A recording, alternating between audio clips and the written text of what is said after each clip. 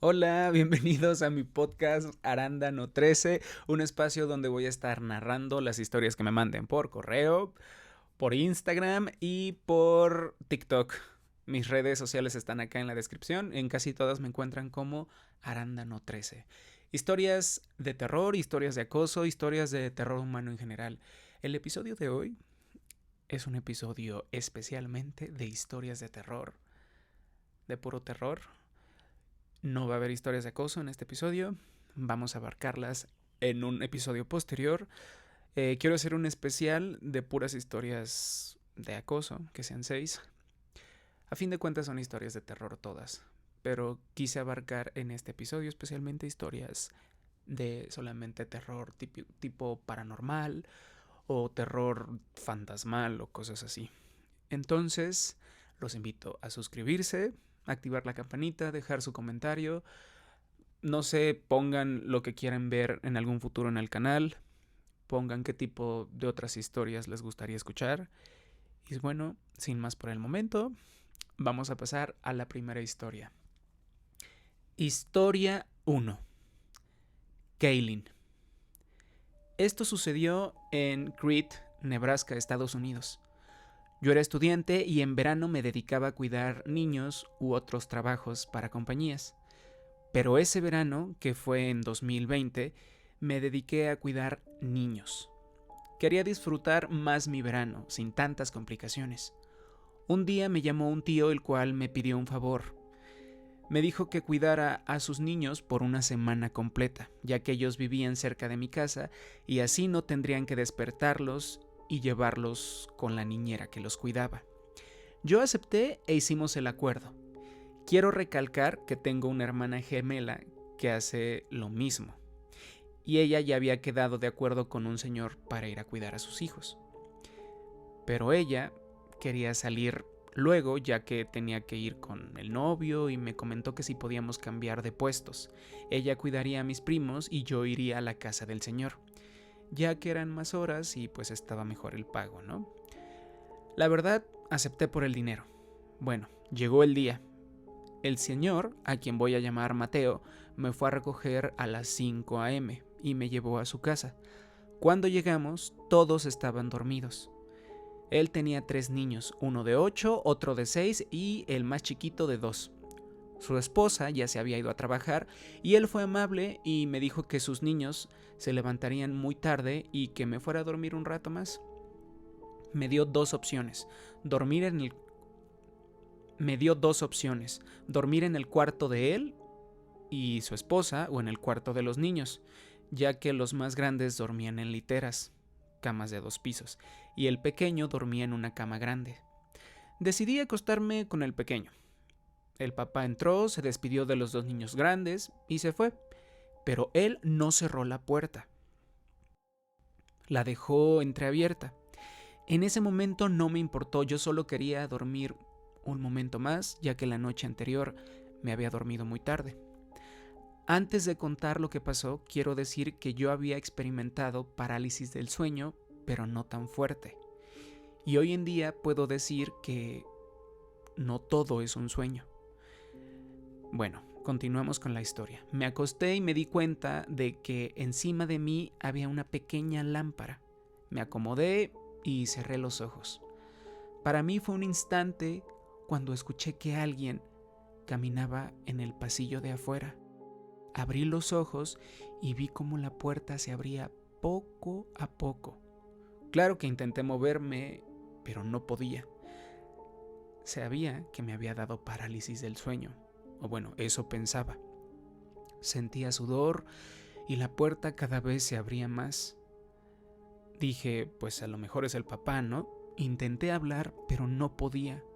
Cuando sentí algo en mí que me jalaba el pelo, no veía nada, pero sabía que me querían sacar de ese cuarto, arrastrándome, y que si eso pasaba me iba a ir muy mal. Yo estaba luchando para que no me sacaran del cuarto, sin embargo, no podía moverme, ni tampoco hablar, solo podía mover los ojos. En eso volteé la vista y vi enfrente, encima de la cama, algo riéndose.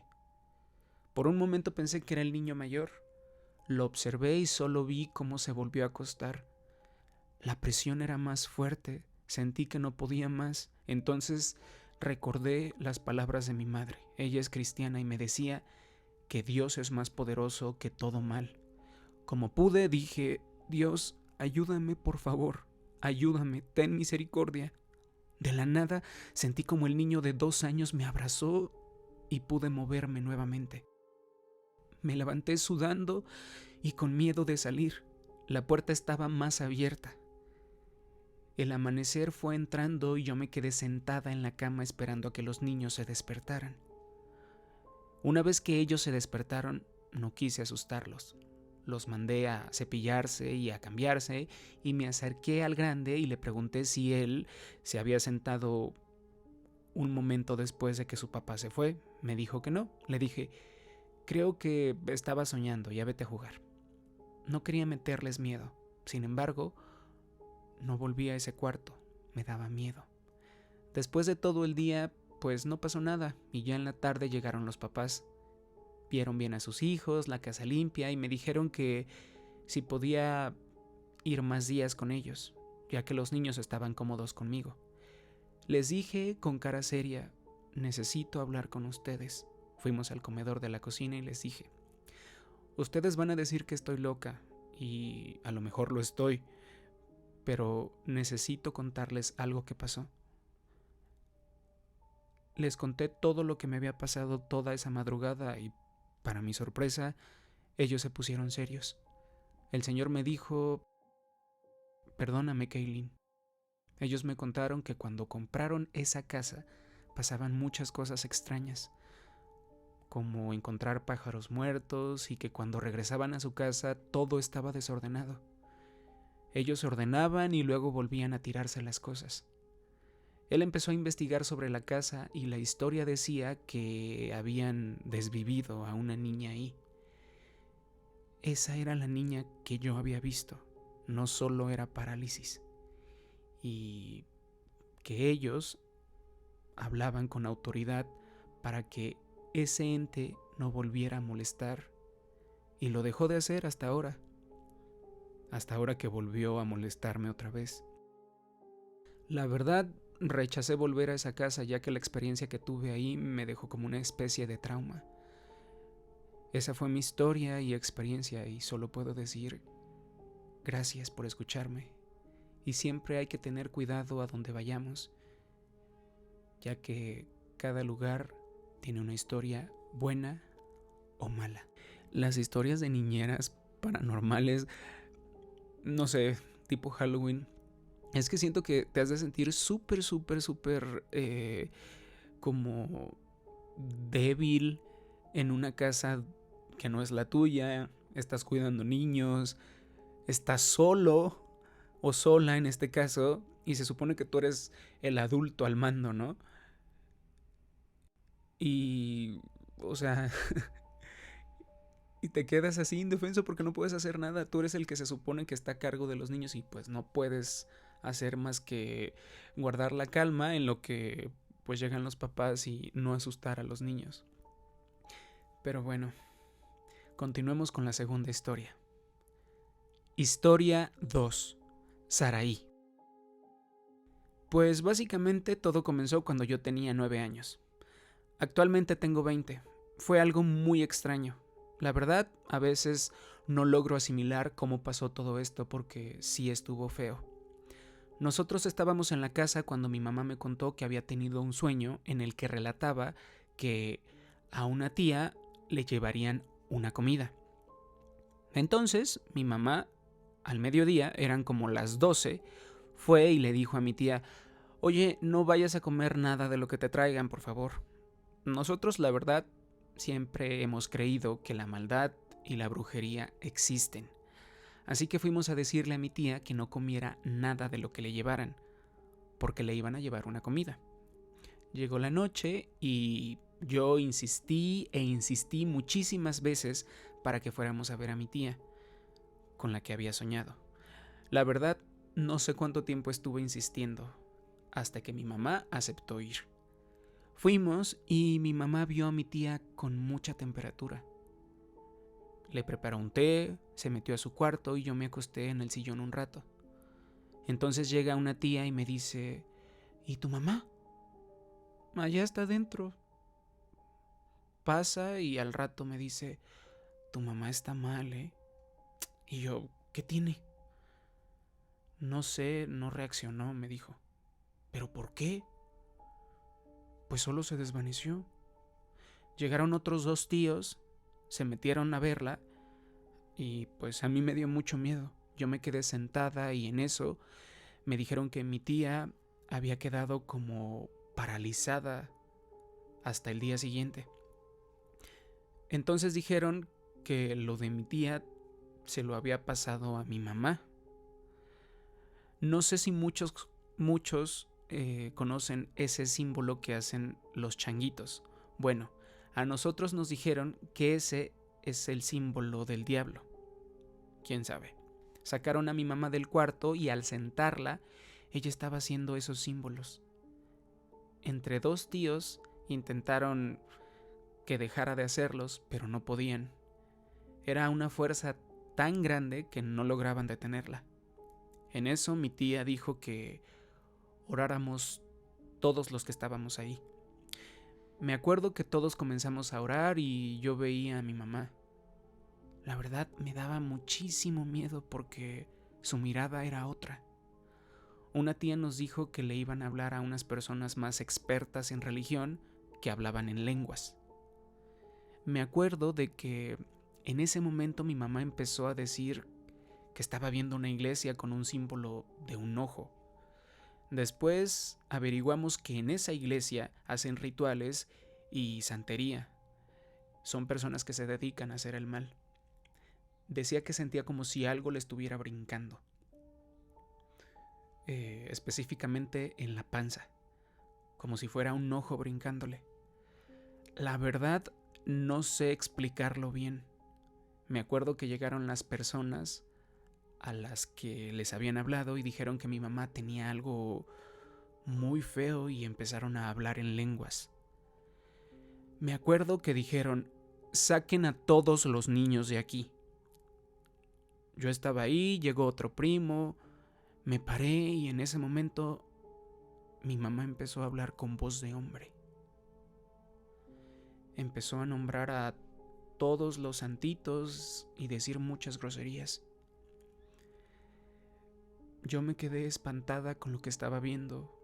Me espanté muchísimo. Cuando escuché eso, mi mamá se me quedó viendo. Se quedaba dormida y volvía y empezó a gritar que le dolía mucho. ¡Me duele, me duele, me duele! ¡Sáquenme esto que tengo aquí, por favor! Yo me paré y me fui con mi hermana. Nos fuimos a la casa de una de mis tías.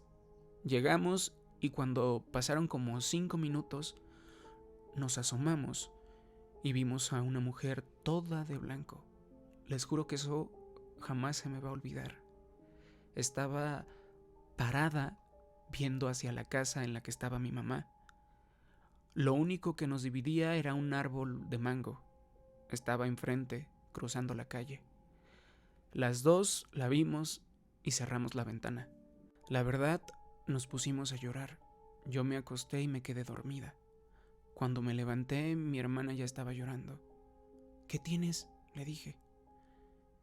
Me acuerdo que mi hermana dijo que había visto a alguien agachado. Dieron las 5 o 6 de la mañana y fuimos a donde estaba mi mamá. Para entonces, mi mamá estaba acostada. Nosotros llegamos, llegó mi abuela y bueno, ella le quería pasar un huevo por la cabeza, como se acostumbra mucho. Cuando mi abuelita iba a agarrar el huevo salió volando. Se estrelló. Todos nos quedamos viendo. La verdad nos dio muchísimo miedo. Me acuerdo de que como a las 7 u 8 de la mañana mi mamá volvió en sí. Dijo que tenía mucha hambre. Para ese momento toda mi familia ya estaba reunida esperando a que se levantara. Esa noche pasaron muchas cosas. Mi familia dice que después de que nos fuimos, vieron más cosas. Días después mi mamá se levantó. Recordamos que esas personas nos dijeron que debíamos acercarnos más a la iglesia. A la mañana siguiente mi mamá cuidaba a una niña y nosotros nos fuimos a cuidarla. Mi mamá y yo llegamos y estábamos cuidando a la hija de una prima. Estábamos en casa de mi abuelita cuando de repente mi mamá empezó a sentir picante en toda la boca. Empezó a llorar porque decía que le picaba mucho. Mi abuelita le echó alcohol y le frotó una pomada, pero era un dolor muy feo. Y en eso mi mamá empezó a vomitar. Otra vez me tocó verlo. Como mi abuelita le estaba sacando algo de la boca que mi mamá no podía vomitar, ella decía que era una bola, que sentía como un pelo. Yo me espanté de nuevo. Mi mamá dijo que no lo pudo sacar. Hay que recalcar que en la casa donde vivía mi tía, donde le pasó todo esto a mi mamá, estaba la muerte en el piso. Yo la vi, la mayoría de mi familia la vio.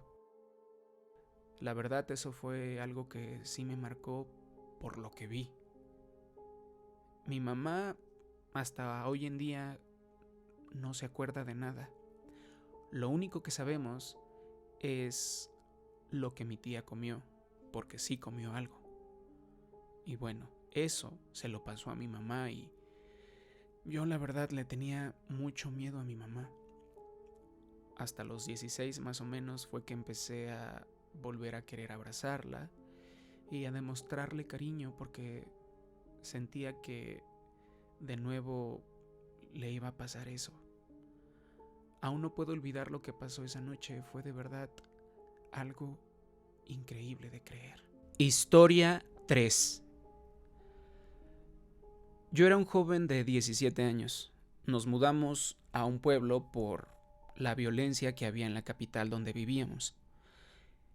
En el pueblo se respiraba una paz que jamás habíamos sentido.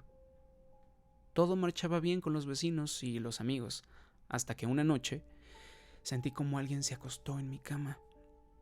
Grité, mi mamá se asustó, encendió la luz y no había nada, solo flores, de esas que llaman flores de monte. Se nos hizo muy extraño, pero pues decidimos ignorarlo.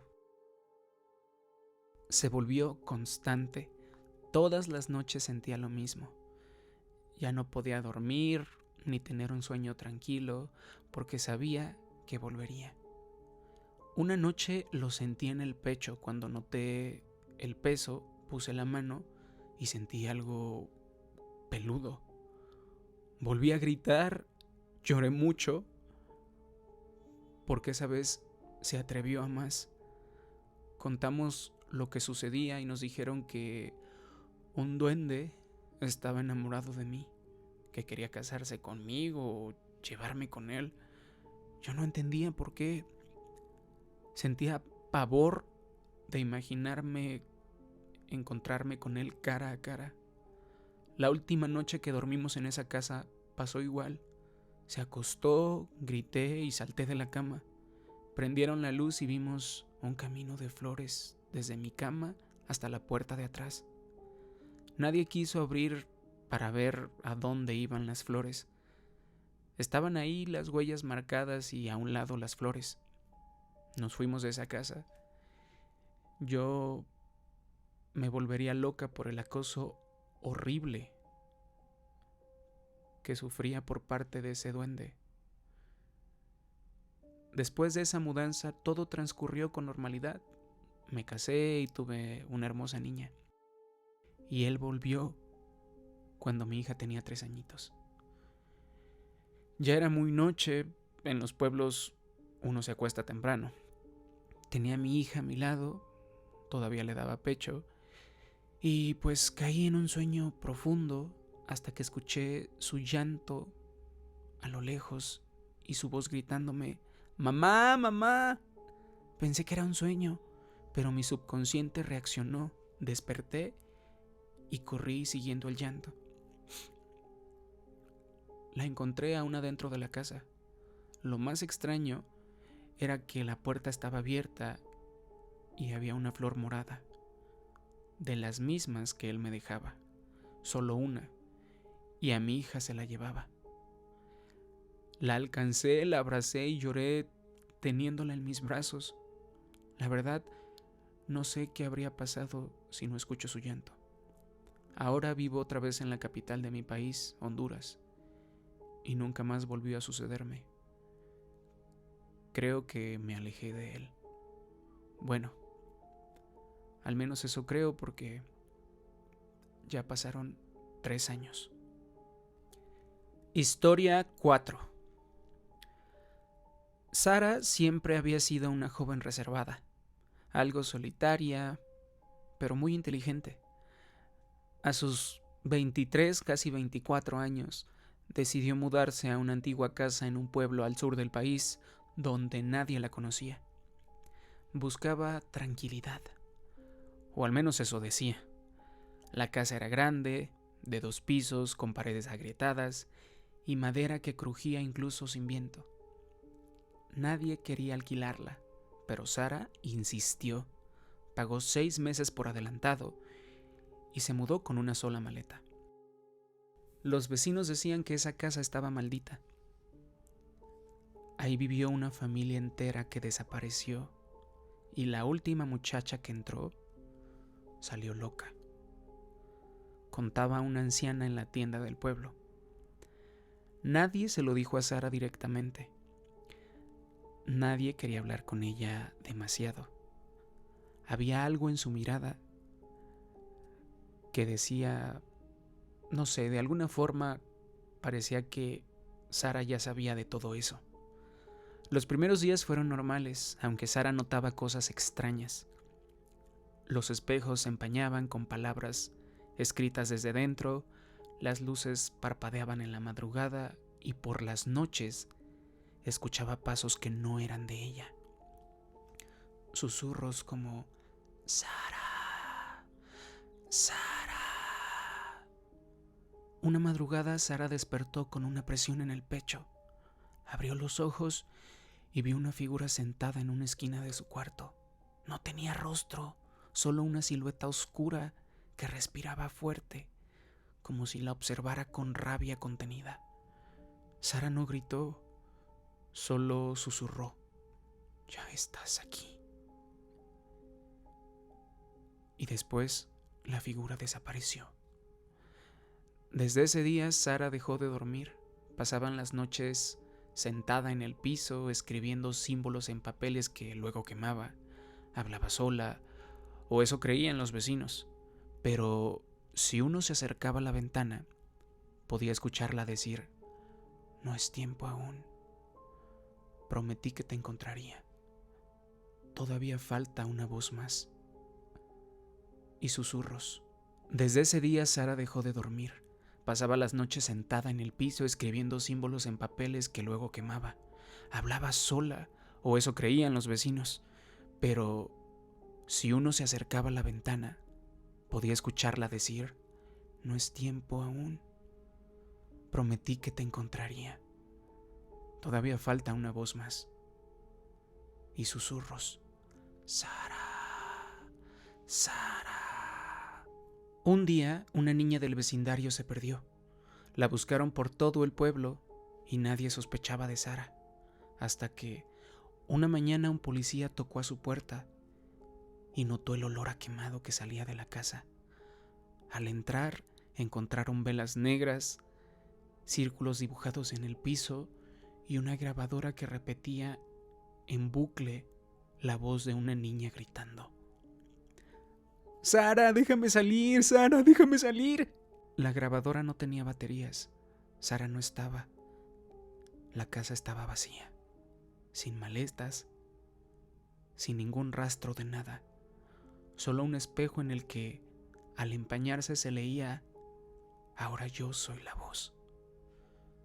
Desde entonces, cada cierto tiempo, en casas abandonadas o en edificios viejos, aparece escrita en los espejos la palabra Sara junto a una voz infantil que susurra en la oscuridad. Y si respondes, ella vuelve. Historia 5. JD. Actualmente vivo en la casa de mis abuelos, quien hace un par de años quisieron construir un par de cuartos más para agrandarla.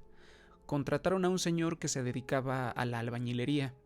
Era gente conocida por trabajos anteriores que ya había hecho en la casa. Pero en esta ocasión llegó un señor al que le decían Paul. Siendo sinceros, muy agradable. Al igual que nosotros, pues era humilde. Siempre fue respetuoso y dedicado a su trabajo. Cuando lo invitamos a comer después de la jornada decía que sí y nunca fue un malagradecido. Sabíamos que tenía un problema con el alcohol, pero al menos durante un tiempo que trabajó en la casa de mis abuelos, nunca bebió en el trabajo. Después de unas semanas o meses, los cuartos quedaron listos. Afinaron detalles, sobre todo don Paul. Se quedó como un amigo de la casa. De vez en cuando venía a realizar algún arreglo o simplemente a saludar a la familia. En casa teníamos un puesto de pan, así que era muy normal verlo seguido. Después de su jornada pasaba a comprar para la cena, aunque ya era un señor de unos 60 años o más. Era muy amigable. Te contaba cómo era la vida de casado, hablaba de sus hijos y de cómo sufrió cuando era niño y salió adelante. Historias que de alguna forma te hacían reflexionar sobre tu propia vida. Siguió esta rutina, pero hubo una ocasión en la que pasaron un par de días sin verlo. Supusimos que estaba enfermo y como era de esos señores que no usaban teléfono, no teníamos forma de comunicarnos con él. Preguntamos a algunos conocidos que trabajaban con él, pero nos dijeron que no lo habían visto desde hace unos días. Comentaron que había recaído en el alcohol. Supusieron que estaba en su casa con su esposa, que a lo mejor lo habían detenido por beber en vía pública o lo habían anexado en algún centro de rehabilitación. Nos quedamos con esa versión porque nosotros también sabíamos de su problema con la bebida. Unos días después, una noche alguien tocó la puerta principal de la casa. Si les soy sincero, siempre me ha dado miedo cuando alguien llama a la puerta de madrugada. ¿A quién no? La zona donde vivo, a pesar de ser muy concurrida, por la noche se vuelve muy solitaria. En esa ocasión, como la mayoría de los días, yo me la pasaba despierto hasta altas horas de la madrugada. Era temporada vacacional, así que no tenía clases. Estaba jugando videojuegos o viendo videos en YouTube. No recuerdo bien la verdad, pero lo que sí recuerdo es que no había nadie despierto además de mí, y eran como la 1 de la mañana. Cuando alguien comenzó a llamar a la puerta lentamente. Casi era inaudible los sonidos que provenían de la puerta. Me paré despacio. Mi cuarto está a unos 10 o 12 metros de la entrada de la casa. No tienes que pasar por cuartos para llegar a la entrada, solo sigues por el pasillo. Entonces me acerqué más a la puerta. Estaba a unos 2 metros de distancia, pero no se escuchaban voces. Pero seguían tocando la puerta de manera calmada. Me volteé y caminé un poco más rápido. Sin hacer tanto ruido, me dirigí al cuarto de mi mamá y la desperté calmadamente para no hacer ruido. Le platiqué lo que estaba pasando. Así que me acompañó y a una distancia considerable de la puerta preguntamos ¿quién es? Porque no dejaban de tocar, incluso cuando ya habían pasado unos cuantos minutos. Respondió una voz ronca y un poco desorientada, como si tuviera que pensar lo que iba a decir. Era don Paul. Respondió con una voz ronca y un poco desorientada, como si tuviera que pensar lo que iba a decir. Estaba borracho. Estaba borracho, pero manteníamos ya una conversación más o menos entendible. Mi mamá le preguntó que qué hacía tan noche en la calle, puesto que no sabíamos exactamente dónde vivía, pero sabíamos que estábamos a las afueras del pueblo, unos 20 minutos caminando desde mi casa. Él no contestó. Mi mamá le dijo que pasara por la mañana cuando llegara el panadero para darle unas piezas de pan. Don Paul, con una risa como de agradecimiento y decepción, dijo que sí, que regresaba en la mañana. Esa noche no pude dormir. Quisimos salir a ver si don Paul ya se había ido o subir a la azotea para ver, pero no tuvimos el valor. Nos dio mucha desconfianza y más a altas horas de la madrugada. No sabíamos si de verdad era don Paul o si quería entrar a la casa. Bueno, nos quedamos despiertos un rato mi mamá y yo, y después de asegurarnos de que todas las entradas, ventanas estaban cerradas, pues nos tranquilizamos. Nadie más había escuchado ni los ruidos ni la puerta, ni la conversación que habíamos tenido con don Paul. A la mañana siguiente, esperando que don Paul llegara por sus prometidas piezas de pan, nunca apareció, lo cual era normal si había estado bebiendo. Lo más seguro es que era, pues, que siguiera dormido o que tuviera resaca. No supimos de él hasta 2 días después del día que nos visitó de madrugada.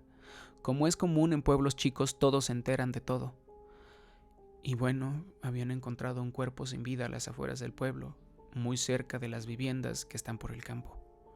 Zona que, cabe recalcar, está muy deshabitada y las viviendas son escasas.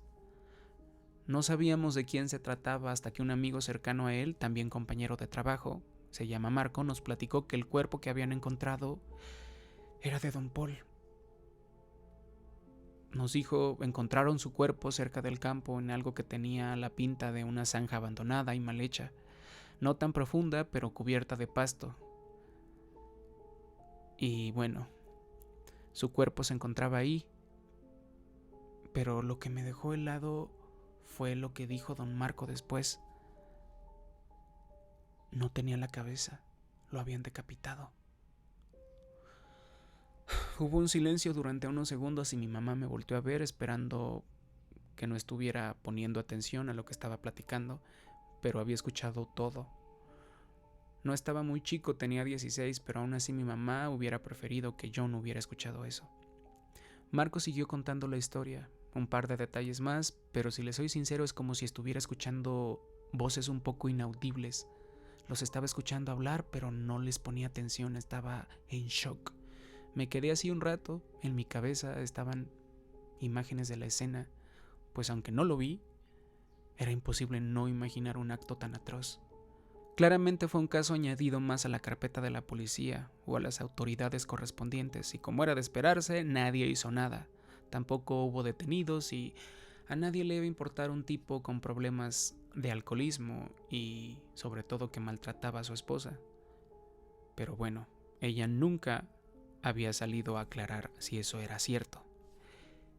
Sin embargo, era claro que algo nunca encajó en esta historia. Un rato después, Marco y mi mamá terminaron de hablar, regresamos a casa y nos quedamos callados por un rato. Pero era imposible no pensar en lo que nos habían acabado de decir. Al igual que fue imposible no recordar aquella noche en la que don Paul fue a tocar hace 2 días por unas piezas de pan. Mi mamá me dijo que hiciéramos oración en nombre de don Paul, que él ya estaba descansando. Supongo que me lo dijo para que yo estuviera más calmado. No volvimos a hablar del tema, tampoco indagamos más y al parecer el pueblo tampoco, porque a la semana siguiente ya se rumoraban otros temas, pero yo nunca lo olvidé. Tal vez tampoco dejé el tema en el pasado porque siento que me siguen mortificando las preguntas.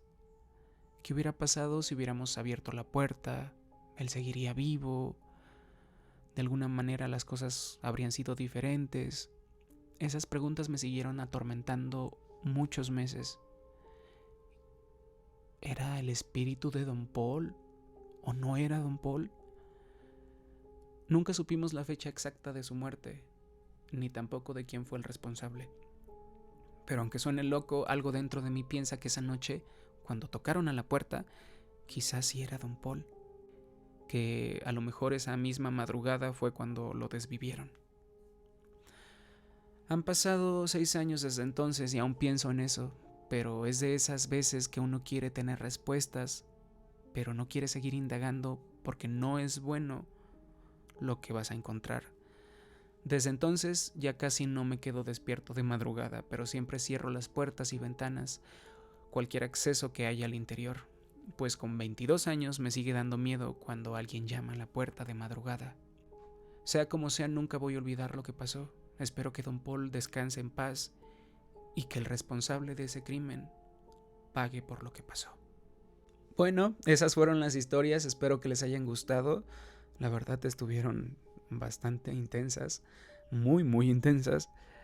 Recuerden suscribirse a mi canal, suscribirse a mi podcast Arándano 13, activar la campanita y dejar cualquier comentario, así sea bueno o malo. Déjenlo acá abajo, alguna sugerencia, alguna historia, mándenla a mi correo y nos vemos en el siguiente capítulo. Voy a estar tratando de subir 3 episodios a la semana, ¿ok? Bueno, muchas gracias, les mando un besito y descansen. Bye.